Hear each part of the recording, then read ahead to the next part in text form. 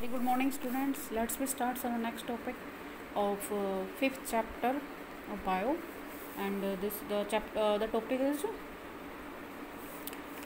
the component of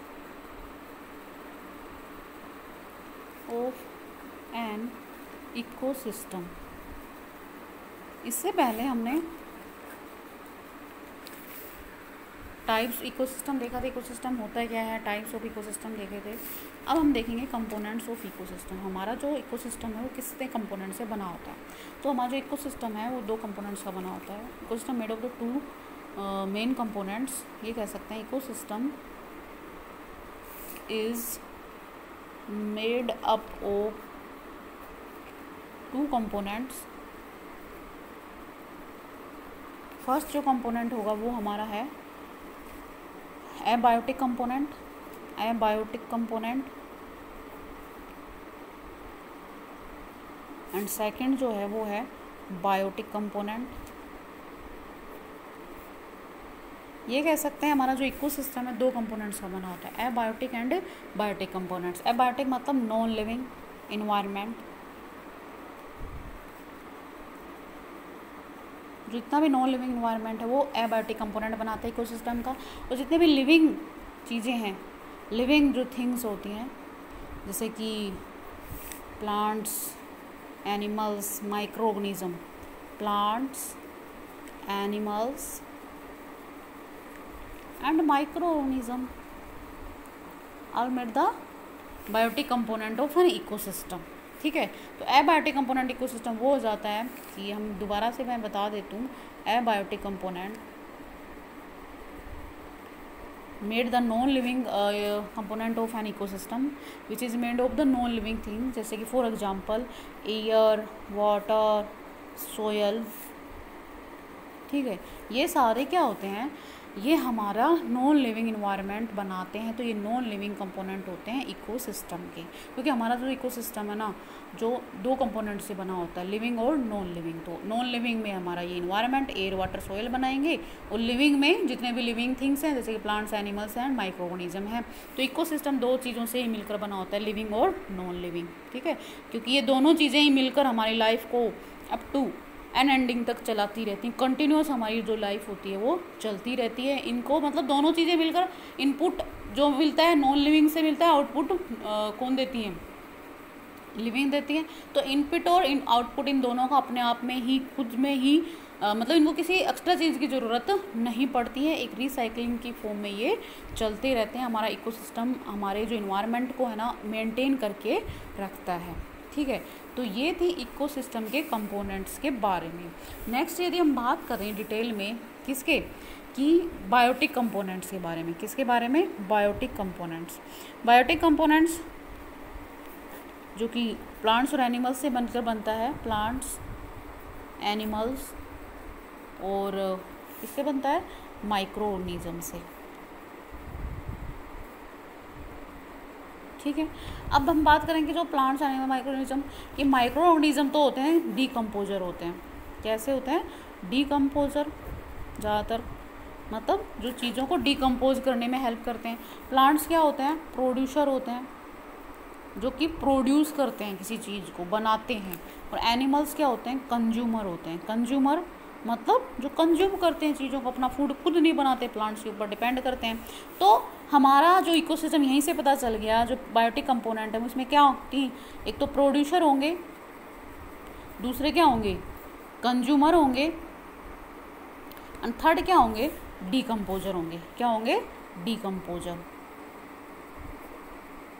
मतलब producer मतलब जितने भी प्लांट्स हैं, जितने भी ग्रीन प्लांट्स हैं वो सारे क्या होते हैं, ऑल ग्रीन प्लांट्स वो क्या होते हैं भाई, प्रोड्यूसर होते हैं. प्रोड्यूस करते हैं, फूड बनाते हैं फोटोसिंथेसिस के हेल्प से. और जो एनिमल्स होते हैं वो उस फूड को क्या करते हैं, कंज्यूम करते हैं. तो वो किसका काम करते हैं, जो कि अपना फूड खुद नहीं बना सकते. फूड खुद क्यों नहीं बना सकते हैं, क्योंकि इनके पास मतलब फोटोसिंथेसिस नहीं करते, क्लोरोप्लास्ट इनके पास नहीं होता है. ठीक है. नेक्स्ट जो हमारे माइक्रो ऑर्गेनिज्म होते हैं वो डीकम्पोजर का काम करते हैं. मान लो प्लांट्स और एनिमल्स दोनों ही मर जाते हैं तो इनकी बॉडी को दोबारा से सोयल में मिला देते हैं, डिकम्पोज कर देते हैं, रिसाइकलिंग करते हैं मटेरियल्स की. ठीक है. जो चीज़ जहाँ से ली थी वापस उसी को मिल जाती है, तो वो कौन हेल्प करता है? डिकम्पोजर हेल्प करते हैं। तो इस तरीके से हमारा जो इकोसिस्टम है वो चलता रहता है बिटवीन लिविंग और नॉन लिविंग। और नॉन लिविंग में तो वो आ ही जाते हैं एबायोटिक कंपोनेंट, तो लिविंग में ये होते हैं। ठीक है, तो समझ में आया प्रोड्यूसर क्या होते हैं, कंज्यूमर क्या होता है, डिकम्पोजर। प्रोड्यूसर, कंज्यूमर, डिकम्पोजर आपको पहले भी जो फर्स्ट चैप्टर था उसमें ऑलरेडी लिखवाया हुआ है, समझाया भी था मैंने। फिर प्रोड्यूसर वो होते हैं जो, फिर कंज्यूमर को हम हाँ, जो प्रोड्यूसर हमारे होते हैं इसको हम कंज्यूमर को तो प्रोड्यूसर को तो हम फोटोसिंथेसिस की हेल्प से प्लांट्स बनाने वाले बोलते ही हैं। कंज्यूमर को अगेन फिर हम उसमें डिवाइड कर देते हैं, किस में? जैसे कि हर्बीवोरस, कार्निवोरस, इनको कितने में डिवाइड कर देते हैं? 3 में। हर्बीवोरस जो कि फर्स्ट चैप्टर में ऑलरेडी करवाया हुआ है, कार्निवोरस, एंड थर्ड हमारा है ओमनीवोरस। ये लिखवाने की जरूरत ही नहीं है, ऑलरेडी करवाया हुआ है इसलिए। तो हर्बीवोरस वो होते हैं जो ओनली प्लांट्स खाते हैं, ठीक है, वेजिटेरियन होते हैं ये। और कार्निवोरस जो होते हैं जो प्लांट्स प्लस एनिमल्स, ना सॉरी फ्लैश, मीट खाते हैं ज़्यादातर ये, फ्लैश ऑफ एनिमल्स, ठीक है, वो खाते हैं, उनको कार्निवोरस बोलते हैं। ओमनीवोरस मतलब जो दोनों ही चीज़ें खाते हैं, plants as well as animals, plants as well animals, ठीक है, उनको हम क्या बोलते हैं? जैसे ह्यूमन आदमी भी खुद एक ऐसा ओमनीवोरस है, ठीक है, जो कि प्लांट्स भी खाता है। और डॉग जो होता है वो भी इसका एग्जाम्पल हो जाता है कि प्लांट्स भी खा सकता है। एंड क्या खाता है भाई? एनिमल, मतलब फ्लैश ऑफ द मीट खाता है किसी भी एनिमल्स का। तो ऐसे करके कंज्यूमर हमारे 3 टाइप के हो जाते हैं, herbivorous, carnivorous and omnivorous. Herbivorous plant खाते हैं, कार्निवोरस मीट खाते हैं, और ओमनीवोरस दोनों ही चीज़ें, plants as well as animals, ठीक है। तो ये था। नेक्स्ट एक टॉपिक इसमें ये भी आ जाता है, वो आ जाता है कि भाई क्या इंपॉर्टेंस है, what is the importance of, important question है, what is the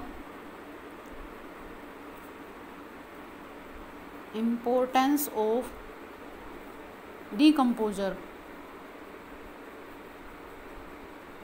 in our environment. मैंने लिखवाया भी यही वाला क्वेश्चन, इम्पोर्टेंट क्वेश्चन है कि हमारे इन्वायरमेंट में डिकम्पोजर का क्या इम्पोर्टेंस है।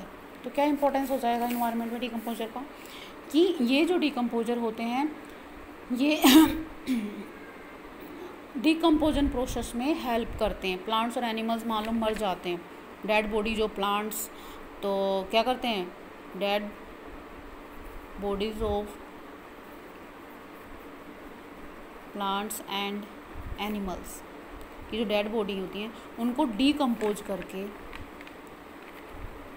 ठीक है, किसमें मिला देते हैं? सोयल में। किसमें मिला देते हैं? सोयल में, ठीक है।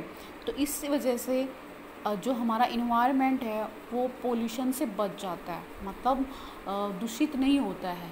मान लो डेड बॉडीज़ नहीं मिलेंगी तो चारों तरफ क्या आएगी? दुर्गंध आएगी, ठीक है।